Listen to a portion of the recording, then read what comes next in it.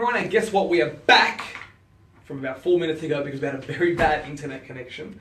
So we had to delete that and then we had to repost. We're going to reshoot because that was actually way too bad for anyone to actually view. So,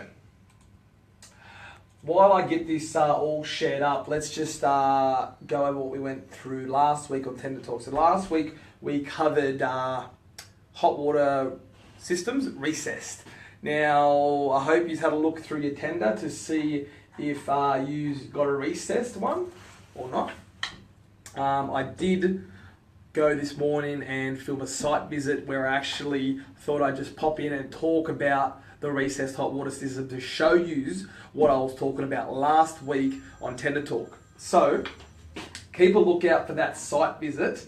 That should be up probably tomorrow sometime. So keep a lookout for that. I'll definitely let everybody know when you can go check that site visit out. Now, just getting this all shared up to get as many people as we can, and it is lagging, so let's not worry about it. Okay, so today's Tender Talk, I want to talk to you about site fencing and how that's going to affect your tender and how you need to make sure that you actually have that on your tender.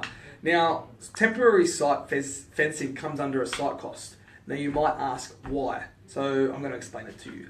So let's think you've just purchased a brand new block in a brand new area that's unregistered, and it just becomes registered. Now, you're going to need, if you're the first person building, you're going to need to fence that property up across the front, down both sides, and across the back.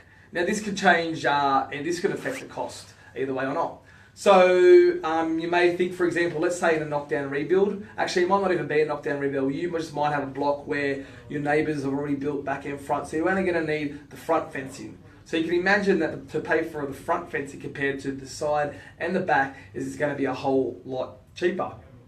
So it might be a good idea for you to just gather this information, because the more information you bring to your builder, the more information you bring when you get a tender, the lot easier it is and a lot more detailed information you're going to get. Now, I would just suggest have a look, let them know that you don't need the fencing on the side, you only need the front, you only need the back, you only need the front because everything else is fenced in. So it's a good thing just to have a bit of a check, see what's going on, and let the builder know so he knows what to put into the tender just to save you a bit of extra time and money later on down the track. Now, we are talking temporary fencing. This is not fencing that's going to be left there. It's going to be fencing that's just going to be kept there for the duration of your build to protect people getting in and hurting themselves, and also to protect your property from theft and damage from people vandalising it and stuff like that. So you can arrange to get the fencing